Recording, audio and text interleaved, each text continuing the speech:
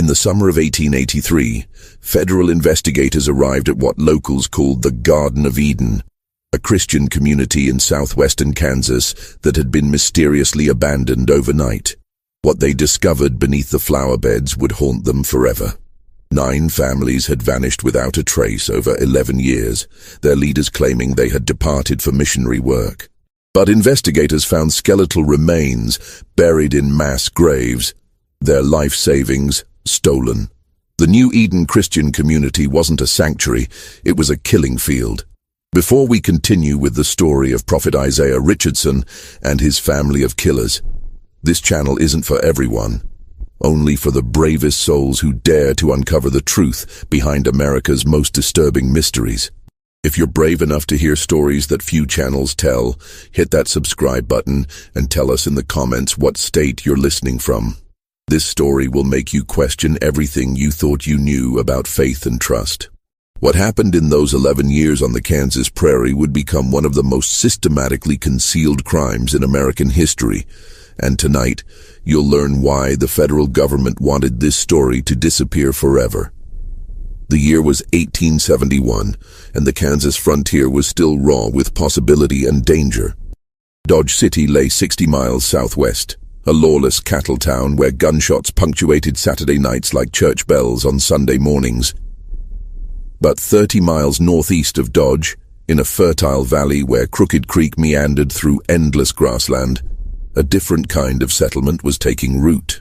The New Eden Christian community occupied nearly 2,000 acres of prime farmland, purchased with what appeared to be substantial Eastern investment.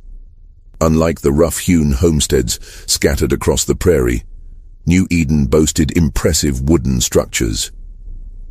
A grand meeting hall with stained glass windows shipped from Chicago, multiple dormitory buildings that could house dozens of families, workshops for blacksmithing and carpentry, and most striking of all, the Prophet's house, a 3-story Victorian mansion that seemed impossibly grand for the Kansas wilderness. Prophet Isaiah Richardson had arrived in Kansas in the spring of 1871 with his wife, Elder Sarah Richardson, and their 23-year-old son, Joshua. Isaiah was a tall, commanding figure with steel-gray hair and piercing blue eyes that seemed to see straight through to a person's soul. His voice carried the authority of someone who had communed with the divine, deep and resonant, capable of making grown men weep with conviction or tremble with fear. Sarah, his wife of 26 years, possessed a different kind of power. The quiet, watchful intelligence of someone who noticed everything and forgot nothing. She managed the community's daily operations with an efficiency that bordered on supernatural. Joshua, their son, combined his father's physical presence with his mother's calculating mind, serving as the community's enforcer and the one who welcomed new families to their promised land. The Richardson family preached a unique doctrine they called divine simplicity, the belief that true Christians should abandon worldly possessions and live in communal harmony, sharing all resources for the greater glory of God. They promised arriving families a life free from the struggles of frontier existence, no more failed crops, no more fear of Indian raids, no more winter starvation. In exchange, families would contribute their worldly goods to the community treasury and submit to the spiritual guidance of Prophet Isaiah. By the end of 1871, 14 families had joined the community. By 1872, there were 28. By 1874, New Eden had reached its stable population of 35 families, approximately 175 men, women, and children, living in what appeared to be perfect Christian harmony. Each family brought their life savings, their livestock, their tools, and most importantly, their unquestioning faith in Prophet Isaiah's divine mission. The community thrived with remarkable prosperity. Gardens yielded vegetables in abundance despite the harsh Kansas climate. The workshops produced furniture and tools of exceptional quality that were sold in distant markets. Children attended school 6 days a week, learning not just reading and arithmetic, but also music and art.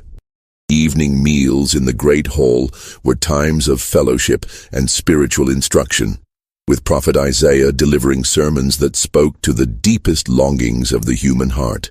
But there were rules in New Eden, rules that newcomers learned gradually. All correspondence with the outside world had to be approved by Elder Sarah. Visits from relatives or friends were discouraged. After all, they might bring worldly influences that could corrupt the community's spiritual purity. Most importantly, once families committed their worldly goods to the community treasury, leaving became complicated. Prophet Isaiah explained that God had shown him visions of families who tried to leave, terrible visions of failure, death, and damnation that awaited those who turned their backs on divine calling. What visitors didn't see were the closed-door meetings between the Richardson family, always held in the prophet's house after the evening meal. They didn't notice how certain families seemed to struggle with doubt or discontent, asking uncomfortable questions about community finances or challenging the absolute authority that Prophet Isaiah claimed to possess. Most importantly, they didn't realize that the beautiful gardens surrounding the meeting hall, gardens that Elder Sarah tended with such devoted care, would eventually hold secrets that would shatter their faith in humanity forever. The Richardson family had not come to Kansas to build a Christian community. They had come to perfect a system that would make them wealthy beyond their wildest dreams, all while hiding their crimes behind the unassailable walls of religious devotion. The first murder happened on a bitter February night in 1872, exactly 10 months after the Miller family had arrived at New Eden. But to understand the true horror of what occurred, we must first understand how carefully the Richardson family had planned every detail of their unholy enterprise. Herman Miller had been growing restless. The promised education for his children consisted mainly of memorizing biblical passages and learning trades that seemed designed to benefit the community rather than prepare them for independent lives. More troubling, Herman had begun to question the community's finances. He had contributed $400 and valuable livestock to the treasury, yet when he asked Elder Sarah about purchasing winter clothing for his children, she had told him the community couldn't afford such luxuries. That February evening, Herman approached Prophet Isaiah after the community's dinner in the Great Hall. Other families were settling into their evening routines, unaware that they were about to witness the beginning of a pattern that would claim 9 families over the next 11 years. "Brother Isaiah," Herman said, his voice tight with barely controlled frustration, "I've been thinking about our family's contribution to the treasury. $400 plus our livestock and tools. That's more than some men see in 5 years. Yet my wife tells me we can't afford winter coats for the children." Prophet Isaiah's reaction was swift and calculated. His blue eyes flashed with what appeared to be righteous anger, but Joshua Richardson, watching from across the hall, recognized it as something else entirely. The cold fury of a predator whose prey had just revealed dangerous intelligence. The confrontation escalated quickly, with Herman growing more insistent about accountability, and Isaiah becoming more dramatically offended by what he called worldly thinking. Finally, Prophet Isaiah raised his hand for silence. "Brother Herman, I can see that the devil has been whispering doubts in your ear. Come to my house after evening prayers, and we'll seek divine guidance together." At 10 o'clock that night, Herman Miller walked through the snow to the prophet's house, expecting a private discussion about his concerns. Joshua Richardson met him at the door, explaining that his father was waiting in the study. The study was a comfortable room on the first floor, lined with religious books and warmed by a large fireplace. What happened next would be repeated, with minor variations, 8 more times over the following decade. "Brother Herman," Isaiah began, his voice gentle and concerned, "I want you to know that I understand your worries, but God has shown me something remarkable about your family's future, a special mission that will bring great glory to his name." As Isaiah spoke, Herman noticed that Joshua had entered the room and was standing behind him. Something in the younger man's posture made Herman suddenly uneasy, But before he could turn around completely, Joshua's powerful hands were around his throat. The struggle was brief, but violent. Herman Miller was a strong man, hardened by years of frontier life, but he was no match for Joshua's calculated brutality. Within minutes, Herman's body lay still on the study floor, his neck broken with professional efficiency. The Richardson family had practiced this technique before coming to Kansas, perfecting their method of killing without leaving obvious wounds or excessive blood. They had also prepared for every other aspect of what they called the harvest. While Joshua disposed of Herman's body in a specially prepared pit behind the prophet's house, Isaiah and Sarah went to the Miller family's quarters. They woke Ruth Miller with gentle voices, explaining that Herman had suffered a heart attack during their prayer session and had passed peacefully into God's arms. 3 days after Herman's murder, the Miller family supposedly departed for California in the early morning hours, before the rest of the community awakened. Prophet Isaiah explained that Ruth had received a divine vision, calling her family to missionary work among gold miners, and that Joshua had escorted them to the railroad station in Dodge City. Of course, the Miller family never left New Eden alive. On that cold February morning, Ruth Miller and her 4 children joined Herman in what would become Elder Sarah's memorial garden. Their deaths were swift, poison in their morning coffee, administered by Elder Sarah with the same gentle care she showed in all her domestic duties. By the time the rest of New Eden awakened, the Miller family's belongings had been carefully sorted and stored. Their valuable items would be sold in distant towns. Their life savings would be added to the Richardson family's growing treasury, and their bodies would be buried in what Elder Sarah would designate as the community's first memorial garden. A beautiful flower bed where the faithful could remember departed loved ones and pray for missionaries spreading God's word in distant lands. The other families in New Eden mourned the Miller family's departure and prayed for their success in California. They had no idea they were praying over their graves.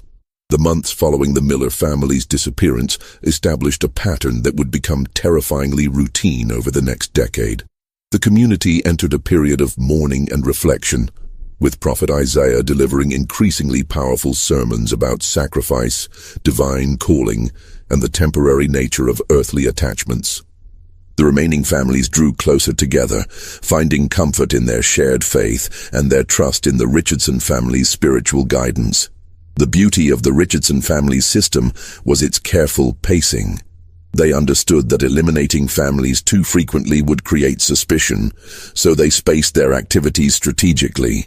Between murders, they focused on recruiting new families, managing the community's legitimate prosperity, and most importantly, identifying their next victims through careful psychological observation.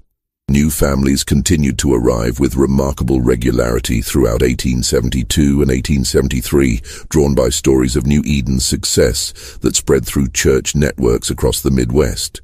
The community maintained its stable population of 35 families, with new arrivals replacing those who had been called to missionary service or who had left for legitimate reasons.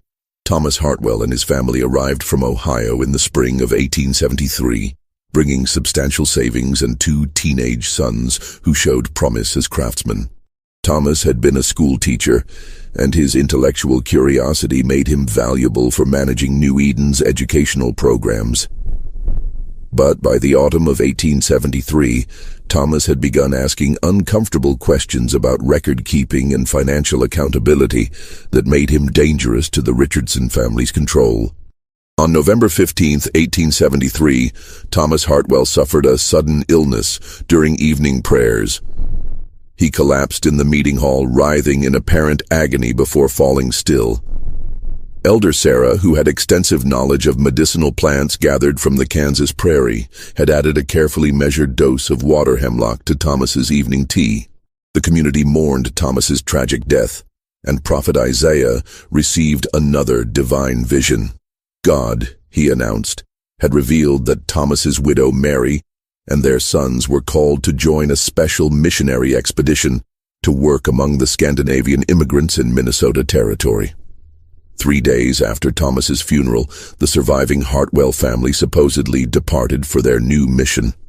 Like the Miller family before them, the Hartwells never left New Eden alive. Their bodies joined the growing collection in Elder Sarah's memorial garden, their worldly goods added to the Richardson family's treasury, their deaths explained away by divine mission and spiritual calling. The Kowalski family arrived from Illinois in 1874, Polish immigrants with skills in metalworking that proved valuable to the community's workshops. But Stefan Kowalski possessed an old-world skepticism about religious authority that made him question Prophet Isaiah's absolute control over community finances. In February 1875, the Kowalski family perished in a tragic accident when their quarters caught fire during a winter storm. According to Joshua's tearful account, he had tried desperately to rescue them, but the fire spread too quickly. Elder Peterson joined the community in 1875, bringing his wife and daughter, along with substantial banking experience that initially seemed useful for managing New Eden's increasingly complex financial operations. But by early 1876, Peterson had begun to notice discrepancies between the community's supposed poverty and its actual expenditures. During a severe prairie storm in May 1876, Elder Peterson was struck by lightning while working in the fields. His widow and daughter soon received a divine calling to missionary work among railroad construction crews in Colorado. Each elimination taught the Richardson family new lessons about refining their methods.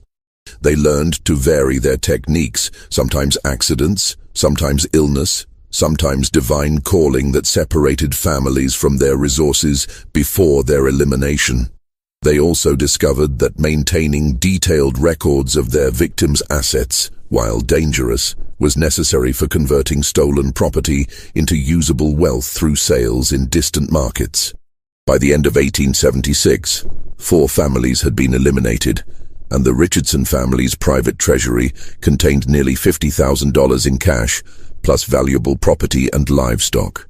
More importantly, they had perfected their system of identifying problematic families, manipulating religious devotion to maintain control, and eliminating threats while maintaining their reputation as devoted Christian leaders.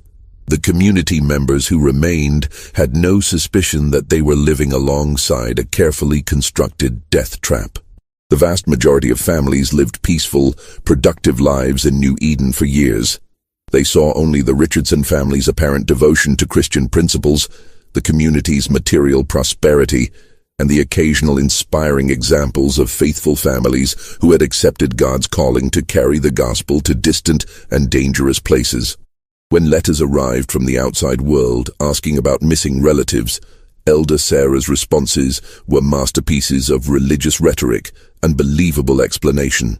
When government officials occasionally inquired about land ownership or tax obligations, Prophet Isaiah's documentation was meticulous and his legal compliance apparently flawless. The years 1877 through 1880 marked a period of increasing confidence for the Richardson family, but also growing danger as their success began to attract unwanted attention. They had eliminated 4 families without creating suspicion, accumulated substantial wealth, and established New Eden as one of the most prosperous religious communities on the Kansas frontier. But success had made them bold, and boldness was about to lead them into risks that would ultimately expose their crimes. The Brennan family arrived from Missouri in April 1877, fleeing debts that had destroyed their farming operation. Patrick Brennan was an Irish Catholic who had converted to Protestant Christianity after marrying his wife Margaret, and this religious transition had alienated him from his extended family back east. The Brennans brought their 6 children, ranging from 8 to 20, plus nearly $700 in savings that represented their entire life's work. Patrick Brennan possessed one quality that made him ultimately incompatible with the Richardson family's system. He was a natural investigator. His Irish Catholic background had taught him to be wary of religious authority, and his experience with financial ruin had made him skeptical of promises that seemed too good to be true. By the winter of 1877, Patrick had begun asking uncomfortable questions about the families who had supposedly departed for missionary work. "Brother Isaiah," Patrick said one evening after community prayers, "I've been wondering about the families that have left for missionary work. In 3 years, I've never received a single letter from any of them, despite writing several myself. Don't missionaries usually maintain correspondence with their supporting communities?" Prophet Isaiah's response was immediate and calculated. "Brother Patrick, I'm troubled by your lack of faith in God's mysterious ways. Families called to frontier mission work often find themselves too isolated and busy to maintain regular correspondence. We must trust that they are fulfilling God's will, even when we cannot see the results." But Patrick's questions continued, and they grew more specific. Why did departing families always leave so suddenly? Why were their destinations always vague and difficult to verify? Why did the community keep no official records of missionary activities that could be shared with supporting churches in other states? The Richardson family's solution was their most audacious yet. In March 1878, they staged what appeared to be a miraculous divine intervention. During evening prayers, Prophet Isaiah suddenly collapsed, writhing on the floor of the meeting hall in apparent supernatural agony. Elder Sarah and Joshua rushed to his aid, while the assembled community watched in horror as their spiritual leader seemed to battle with invisible forces. After nearly an hour of this terrifying display, Prophet Isaiah rose to his feet, his face radiant with apparent divine revelation. In a voice trembling with religious ecstasy, he announced that God had shown him a vision of terrible danger threatening New Eden. Satan, he revealed, had sent agents to infiltrate the community and destroy it from within by spreading doubt and questioning divine authority. Patrick Brennan, identified by this revelation as the primary agent of Satan's influence, faced a choice: submit completely to Prophet Isaiah's authority, or be expelled from the community to face the harsh Kansas prairie alone with his family. His wife, Margaret, terrified by the supernatural events she had witnessed and desperate to protect her children, begged Patrick to apologize and demonstrate his renewed faith. Patrick's capitulation was complete and heartbreaking. He publicly confessed his sins before the entire community, admitted that Satan had corrupted his thoughts with doubt and suspicion, and pledged absolute obedience to Prophet Isaiah's divine guidance. But the Richardson family had no intention of allowing Patrick Brennan to live. His questions had been too intelligent, his skepticism too dangerous, and his influence over other families too significant. On April 20th, 1878, Patrick Brennan died in his sleep, apparently of a heart attack brought on by the spiritual stress of his battle with Satan. Margaret Brennan and her 6 children, devastated by Patrick's death and convinced that his doubts had somehow caused his divine punishment, readily accepted Prophet Isaiah's revelation that they were called to missionary work among Irish immigrants in Colorado mining camps. Their tragic loss would make them powerful witnesses for the importance of religious obedience. The Brennan family's departure for Colorado followed the now established pattern, except that their elimination provided the Richardson family with their largest single haul of assets, $700 in cash, plus valuable personal property that could be sold discreetly in distant markets. 2 more families would fall victim to the Richardson system between 1879 and 1881. The Schmidt family, German immigrants who made the mistake of questioning the community's lack of contact with Lutheran churches in their homeland, died in a food poisoning incident that affected only their household. The Caldwell family met their end in 1881 when Patriarch William Caldwell's drinking problem led him to make indiscreet comments about missing families and suspicious deaths. But it was the elimination of the Caldwell family that would ultimately bring down the Richardson enterprise, because it included a victim who was too young to be manipulated by religious authority and too intelligent to accept the explanations that satisfied traumatized adults. 16-year-old Emma Caldwell had grown up on the frontier, where death was a frequent visitor and children learned early to observe adult behavior with careful attention. Emma's investigation began with simple observation after her mother's natural death from consumption in late 1880. She noticed that elder Sarah asked very specific questions about her mother's family back east. Did they write letters regularly? Would they expect to hear from the Caldwells soon? How much did they know about the family's plans in Kansas? When Emma was helping elder Sarah sort through her mother's belongings, she noticed that elder Sarah set aside all correspondence and family records. These documents will be important when God calls your family to missionary service, elder Sarah explained, speaking as if such a calling was already determined rather than merely possible. Emma began paying attention to patterns in the community's missionary departures. She realized that families chosen for elimination were always those who had questioned community policies or possessed resources that made their elimination particularly profitable. More disturbing was her discovery of a hidden storage room beneath the prophet's house, containing personal belongings from families who had supposedly departed for frontier missions, but had left behind their most precious possessions. In January 1881, Emma made a desperate decision. She wrote detailed letters describing her observations and suspicions, addressing them to the sheriff in Dodge City, the federal marshal in Wichita, and her mother's brother in Illinois. But before she could mail the letters, elder Sarah discovered her activities. The Caldwell family's elimination in February 1881 followed the established pattern. But Emma's desperate attempt to expose the truth had planted the first seeds of fear in the Richardson family's minds. For the first time since they had begun their murderous enterprise, they faced the possibility that their crimes might be discovered and punished. The Richardson family's growing paranoia in the wake of Emma Caldwell's investigation led them to make their first serious mistakes in nearly a decade of perfect murders. Emma's attempted exposure had failed, but her intelligence and determination had shown them how vulnerable their system could be to a victim who was smart enough to recognize patterns and brave enough to seek outside help. The elimination of the Caldwell family in February 1881 marked the beginning of the end for the Richardson family's reign of terror, though they didn't realize it at the time.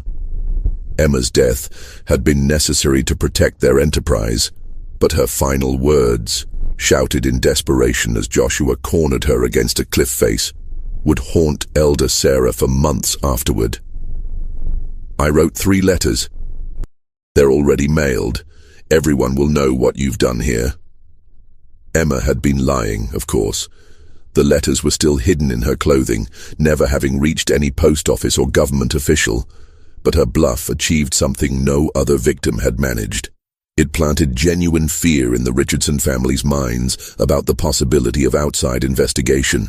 This fear led them to make a series of decisions that would ultimately expose their crimes.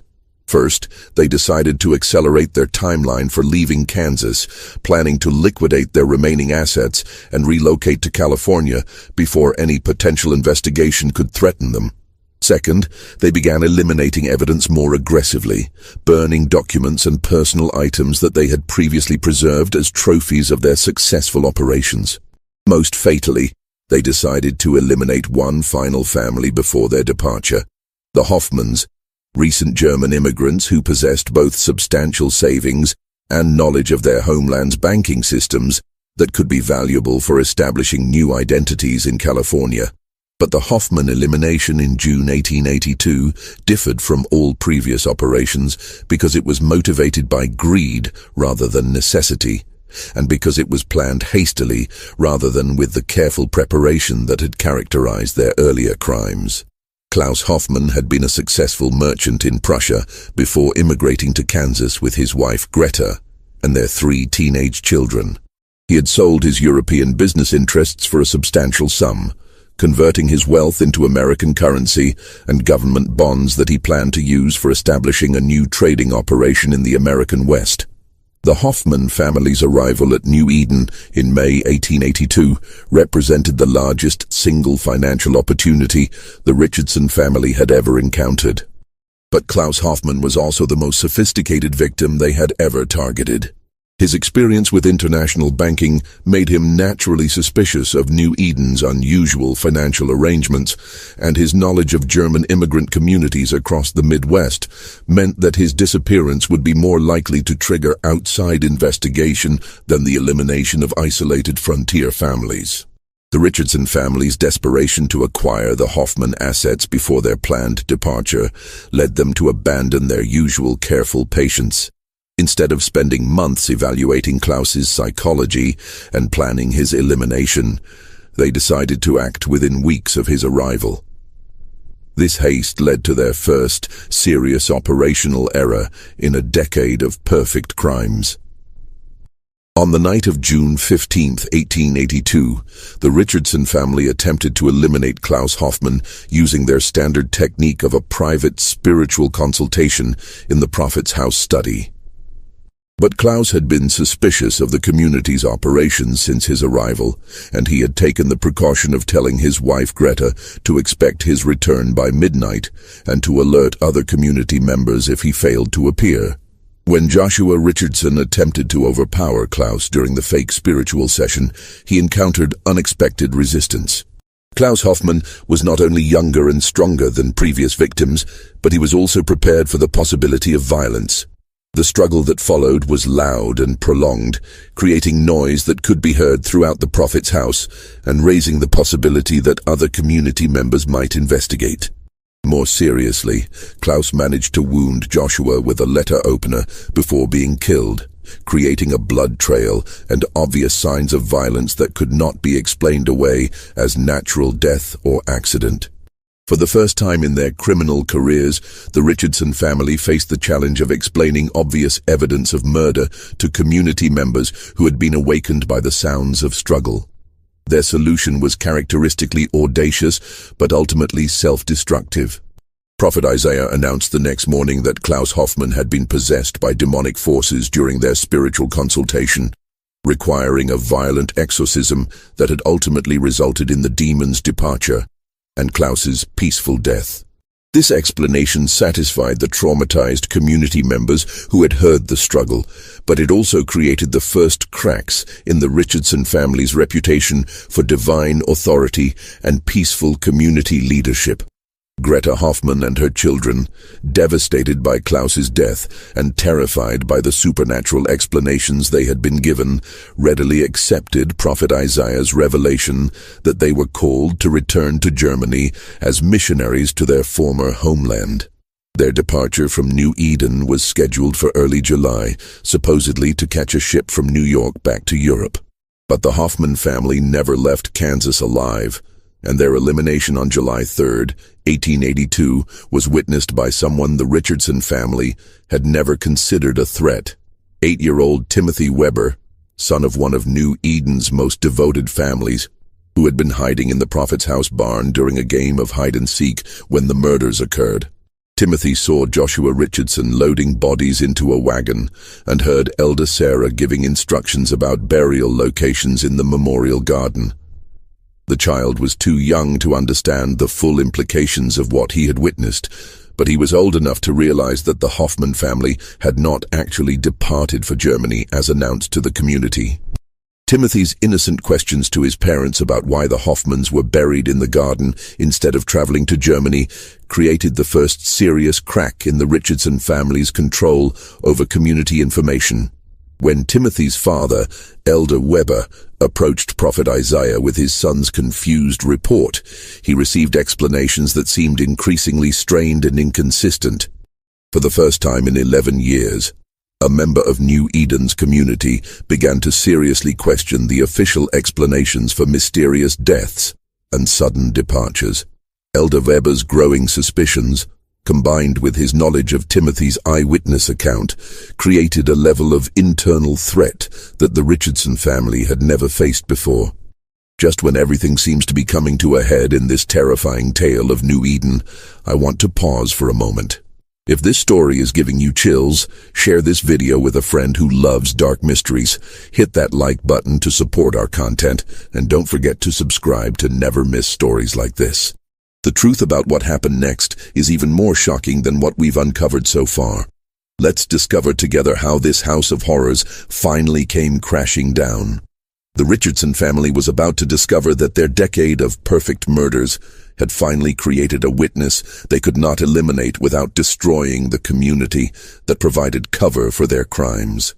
The investigation that would ultimately expose the Richardson family's crimes began not with law enforcement, but with a persistent mother named Catherine Brennan McKenna, the older sister of Patrick Brennan, who had been murdered in 1878.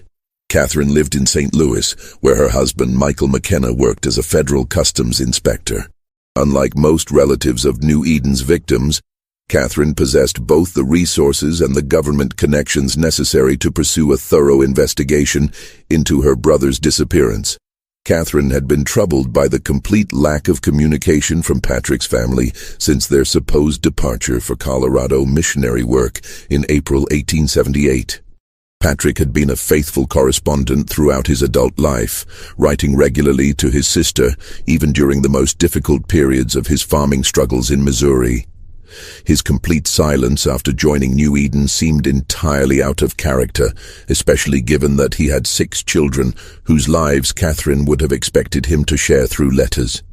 In the spring of 1882, Catherine convinced her husband to use his federal connections to make official inquiries about the Brennan family's whereabouts. Michael McKenna contacted federal Indian agents in Colorado Territory, railroad companies that handled passenger traffic to mining regions, and Catholic missionary organizations that worked among Irish immigrants in the Western Territories. The results were disturbing.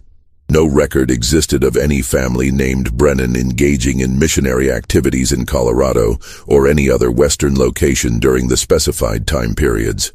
Armed with this information, Catherine and Michael traveled to Kansas in August 1882, determined to visit New Eden and demand answers about Patrick's family. Their investigation would have proceeded very differently if they had announced their arrival in advance. But fortunately for the cause of justice, they decided to approach New Eden unannounced, hoping to observe the community's normal operations before revealing their purpose. What Catherine and Michael observed during their 3-day reconnaissance of New Eden was a community that seemed prosperous and well-organized, but also strangely tense and secretive. They positioned themselves on hills overlooking the settlement, using Michael's military field glasses to study the daily routines of community members. What they saw raised immediate questions about New Eden's operations and the Richardson family's explanations for missing relatives. The community's buildings were well maintained and recently expanded, suggesting access to significant financial resources that seemed inconsistent with a struggling religious settlement dependent on donations. Expensive farm equipment sat in the workshops, and the quality of livestock visible in the pastures indicated substantial investment in agricultural operations that would require more capital than 35 frontier families could reasonably provide. More disturbing were the behavioral patterns Catherine noticed among the community members. During evening gatherings visible through the meeting hall windows, people seemed to demonstrate an almost frantic enthusiasm for religious activities, as if they were performing their devotion rather than expressing genuine spiritual joy. Children appeared subdued and watchful, exhibiting the kind of hyper-alert behavior Catherine recognized from her work with immigrants who had fled religious persecution in Ireland. Most significantly, Catherine and Michael witnessed something that confirmed their worst suspicions about New Eden's true nature. On their 3rd morning of observation, they saw Elder Weber approach Prophet Isaiah with what appeared to be urgent concerns, accompanied by his young son, Timothy. The conversation that followed was clearly agitated, with Prophet Isaiah's usual commanding demeanor giving way to obvious anxiety and defensive gestures. That evening, Catherine and Michael approached New Eden openly, presenting themselves as relatives of Patrick Brennan and demanding to speak with community leaders about his family's current location. Their arrival created a stir of activity that confirmed their suspicions. This was not a community accustomed to unexpected visitors or comfortable with outside scrutiny. Prophet Isaiah Richardson met them in the community's meeting hall, flanked by elders Sarah and Joshua. His initial response to their inquiries was smooth and confident, explaining that the Brennan family had indeed departed for missionary work in Colorado and was doing excellent work among Irish miners in remote mountain valleys. He produced letters supposedly written by Patrick, describing the family's successful ministry and their plans to establish a permanent mission station in an isolated location. But Catherine had not spent 40 years reading her brother's correspondence without learning to recognize his handwriting and writing style. The letters Prophet Isaiah showed her were obvious forgeries. The handwriting was similar but not identical, and the language was formal and religious in a way that Patrick, despite his spiritual devotion, had never used in personal correspondence. Most damning, the letters contained geographical references that Catherine knew were incorrect, describing mining operations in locations where no such activities existed. "These letters were not written by my brother," Catherine stated flatly, her Irish temper beginning to show. Patrick would never describe the Colorado Rockies as having gentle valleys suitable for farming and family settlement. He served in the Colorado Territory during the war, and he knew those mountains were harsh and dangerous. The confrontation that followed revealed the first serious cracks in the Richardson family's carefully constructed facade. Prophet Isaiah's religious authority meant nothing to Catherine McKenna, who had been raised in the Irish Catholic tradition of questioning Protestant ministers. Her husband's federal credentials made it impossible to dismiss their concerns or intimidate them into leaving. Most importantly, their announced intention to report New Eden to territorial authorities meant that the Richardson family could not simply make them disappear like previous troublemakers. The breakthrough came when Michael McKenna, using his federal investigator training, began asking specific questions about New Eden's legal status and financial operations. How was the community's land ownership documented? What records existed of the substantial property transfers that would be necessary for families to donate their worldly goods to community treasury? Where were the tax records that territorial law required for large agricultural operations? Prophet Isaiah's responses to these questions were evasive and inconsistent. He claimed that community finances were managed through divine guidance rather than earthly record-keeping, that legal documentation was unnecessary for families who had transcended worldly concerns, and that tax obligations were handled through special arrangements with territorial authorities that outsiders couldn't understand. These answers confirmed Michael's suspicions that New Eden was operating outside legal boundaries in ways that suggested criminal activity. As a federal customs inspector, he had extensive experience recognizing financial fraud and property crime. The community's obvious prosperity, combined with the lack of legitimate documentation for its resources, suggested systematic theft on a massive scale.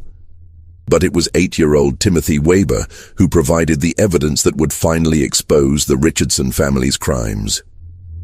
During the heated discussion between the adults, Timothy approached his father and whispered something that made Elder Weber's face turn pale with shock. When Elder Weber reluctantly shared his son's information, the truth about New Eden began to emerge.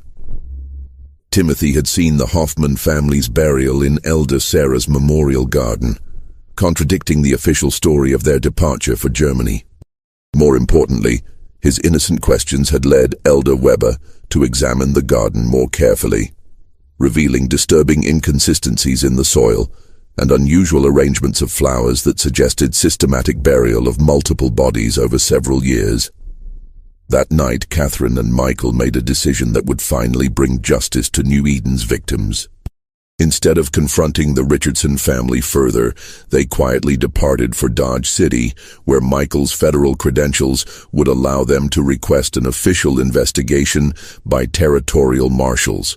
They carried with them Timothy Weber's eyewitness testimony, Elder Weber's observations about the memorial garden, and most importantly, evidence of systematic financial fraud that would justify federal intervention.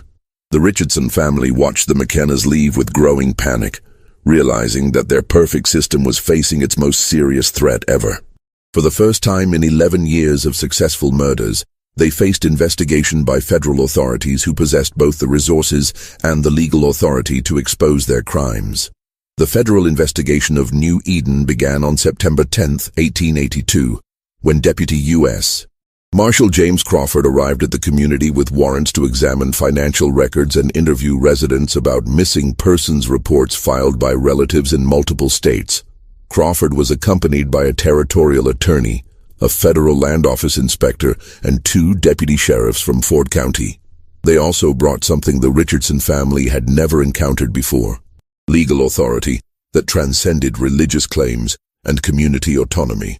What the investigators found during their first day at New Eden was a community in the grip of carefully controlled panic. The Richardson family had spent the previous 3 weeks preparing for this possibility, coaching community members on appropriate responses to official questions and hiding or destroying evidence that might reveal the true scope of their crimes. But they had also made a fatal error that would ultimately expose everything. They had become so confident in their system that they had kept detailed records of their victims' property and possessions, believing these records would serve as evidence of legitimate business transactions rather than proof of systematic murder. Marshal Crawford's discovery of the hidden vault beneath the prophet's house was almost anticlimactic after hours of examining suspicious financial records and interviewing terrified community members.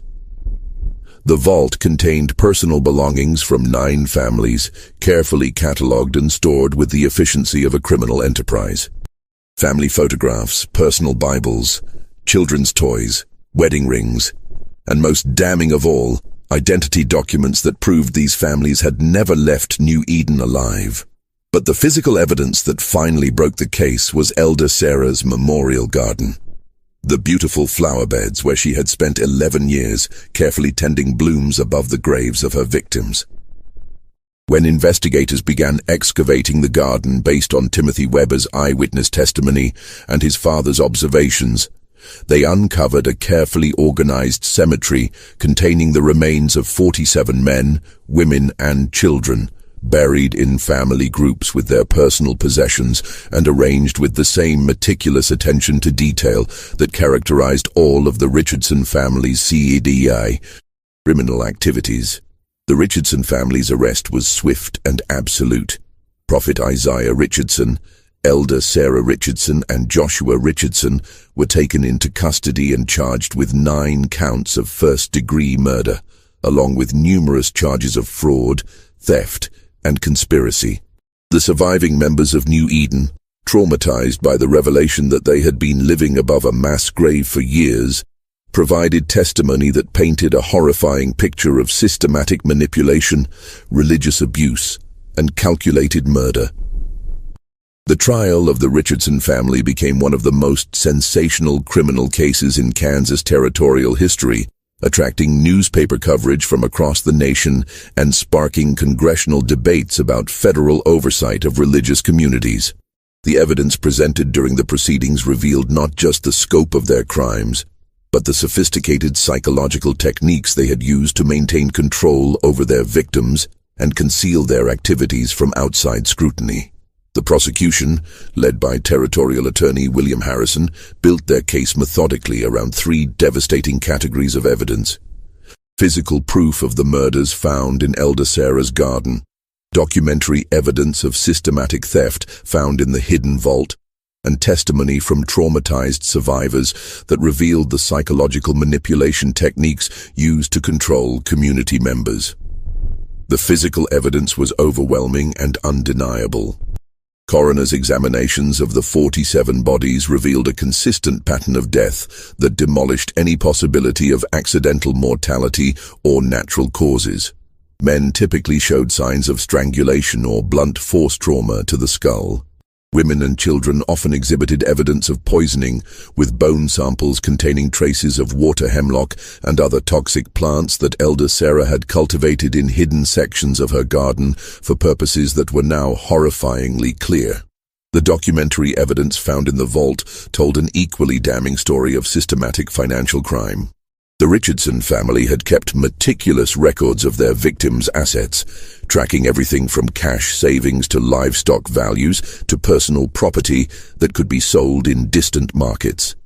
These records revealed that the family had accumulated more than $150,000 in cash and convertible assets over 11 years, a fortune that would be equivalent to millions of dollars in modern currency. Most damaging to any possible defense was the testimony of New Eden survivors, particularly Elder Weber and his son Timothy, whose innocent observations had triggered the investigation. Their accounts revealed a community where religious devotion had been weaponized to ensure absolute obedience, and where questioning authority was portrayed as spiritual rebellion worthy of divine punishment. Elder Weber's testimony was particularly devastating. "We trusted them completely," he said, his voice breaking as he described years of witnessing suspicious disappearances. "When families would vanish overnight, we accepted the explanations because we believed Prophet Isaiah spoke with God's voice. We were told that doubt was the devil's work, that questioning divine revelations was the same as questioning God himself. We were fools, and our foolishness cost innocent people their lives." The defense attorneys attempted to argue that the Richardson family was suffering from religious delusions that made them legally insane. But this strategy collapsed when prosecutors revealed the meticulous planning and calculated execution that characterized their crimes. No mentally incompetent individuals could have maintained such sophisticated operations for 11 years, managing complex financial records, manipulating government inspections, and coordinating the elimination of 9 families without leaving evidence that led to earlier discovery. Prophet Isaiah Richardson's own testimony proved to be the final nail in his family's legal coffin. Convinced even during his trial that he possessed divine authority, Isaiah attempted to justify his actions by claiming that God had revealed to him which families were worthy of salvation and which were destined for destruction. His complete lack of remorse, combined with his detailed knowledge of each family's elimination, demonstrated a level of premeditation that made the death penalty inevitable under Kansas territorial law. The jury deliberated for less than 3 hours before returning guilty verdicts on all counts against all 3 defendants. Prophet Isaiah Richardson, Elder Sarah Richardson, and Joshua Richardson were sentenced to death by hanging, with their executions scheduled for November 15, 1882, exactly 9 years after Thomas Hartwell had become their second victim. The executions were carried out simultaneously on 3 gallows erected in the town square of Dodge City, witnessed by nearly 1,500 people who had traveled from across Kansas and neighboring territories to see justice served for one of the most heinous crimes in American frontier history. Local newspapers reported that all 3 members of the Richardson family went to their deaths, maintaining their claims of divine authority, with Prophet Isaiah's final words being a prediction that God would vindicate their actions and punish those who had opposed his sacred mission. The aftermath of the New Eden massacre had profound implications that extended far beyond the punishment of the Richardson family. The federal government implemented new oversight requirements for isolated religious communities, mandating regular inspections and financial audits that would make similar crimes much more difficult to conceal.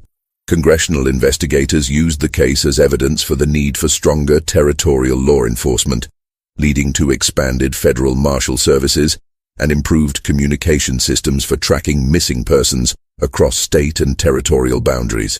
The surviving members of New Eden faced the difficult task of rebuilding their lives after years of psychological manipulation and trauma. Most returned to their original home states, aided by federal compensation payments funded through the sale of the Richardson family's stolen assets. Several survivors required ongoing medical care for what physicians of the era diagnosed as nervous exhaustion, but which modern psychology would recognize as severe post-traumatic stress disorder. Catherine Brennan McKenna, whose persistent investigation had triggered the discovery of New Eden's crimes, became a celebrated figure in newspaper accounts of the case. She used her newfound public platform to advocate for improved federal oversight of religious communities and better protection for families seeking refuge in isolated settlements. Her efforts contributed to legislation that required territorial authorities to maintain regular contact with religious communities and to investigate any reports of missing persons with federal resources. The physical site of New Eden was abandoned immediately after the trials, with territorial authorities declaring the land unsuitable for future settlement due to its association with mass murder. Local folklore claimed that the property was cursed, and indeed, several attempts to establish new settlements on the land failed due to mysterious accidents and unexplained difficulties. The buildings gradually fell into ruin, and by the early 1900s, nothing remained of the community except foundation stones and the carefully tended gardens where Elder Sarah had hidden her victims' graves. Modern historians who have studied the New Eden massacre consider it one of the most sophisticated criminal enterprises in 19th-century American history, remarkable not just for its scope and duration, but for the psychological techniques the Richardson family used to maintain their operation. Criminal psychologists have identified the case as an early example of organized criminal activity disguised as religious authority, establishing patterns that would unfortunately be repeated in various forms throughout American history. The story of New Eden serves as a chilling reminder of how religious devotion can be manipulated by those who understand human psychology and exploit the natural human need for community and spiritual guidance. It demonstrates how isolation and authority can be used to control victims so completely that they participate in their own destruction, believing until the very end that they are serving a divine purpose rather than feeding a family of calculating killers. Perhaps most disturbing of all, the Richardson family's crimes reveal how easily a community can become complicit in systematic evil, when that evil is presented as religious duty and spiritual necessity. The families who died at New Eden were not naive or foolish. They were faithful Christians seeking a better life for their children. People whose trust and devotion were weaponized against them by individuals who understood exactly how to exploit the deepest human needs for meaning, belonging, and divine purpose. The 9 families who perished in the Kansas prairie between 1872 and 1882, the Millers, Hartwells, Kowalskis, Petersons, Brennans, Hoffmans, Schmidts, Caldwells, and one final family whose name was lost to history, represent more than a statistical tragedy. They represent the ultimate betrayal of faith, the corruption of religious community, and the terrible price paid when absolute power meets absolute evil in the isolated spaces where civilization's protective eyes cannot see. This mystery shows us that the greatest evil often comes not from obvious monsters, but from those who present themselves as servants of light, while serving only their own dark appetites for power and wealth. What do you think of this story? Do you believe everything was revealed about the Richardson family's crimes? Or could there have been even more victims whose disappearances were never connected to New Eden? Leave your comment below. If you enjoyed this tale and want more horror stories like this, subscribe, hit the notification bell, and share with someone who loves mysteries. The truth about human evil is often more terrifying than any supernatural horror, and there are more stories like this waiting to be told. See you in the next video.